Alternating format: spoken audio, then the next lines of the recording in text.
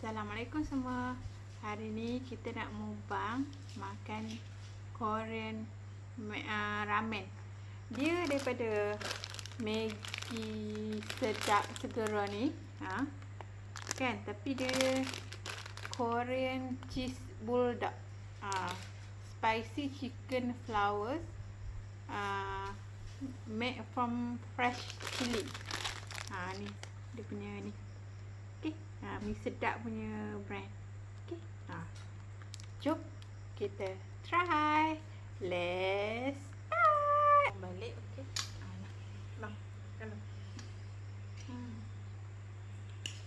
pedas. Mana kita makan Maggi pedas.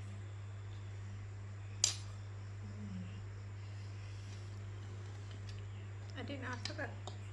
Tak mau. Pedas.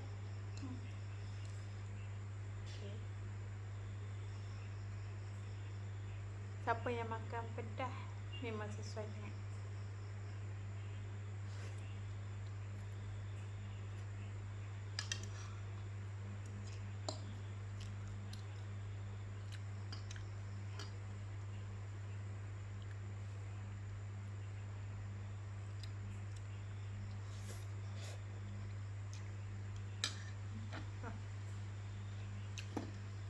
Adik tengok. Tengok.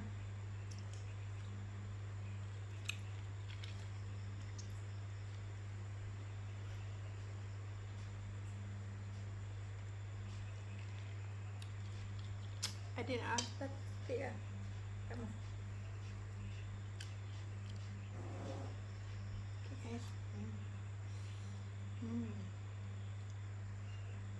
Okay. Saya nak makan sampai habis. Tengok ya. Pedas.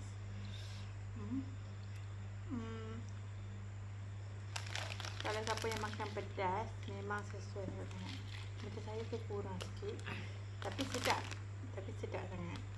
Cuma dia pedas lah. Okay. Dapatkan Maggi sedap. Dia ada Korean ramen. Okay. Okay korang. Setakat tu je saya punya video mukbang. Kita orang makan tak habis ni. Nanti saya akan habiskan sebab video ni akan ambil masa lama ni nak makan. Okay. Okay. Bye. Kita adik bye-bye. Bye. Kita jumpa. Duduk. Adik sikit. Tak nampak. Kita jumpa di next video. Bye semua. Bye-bye. Bye.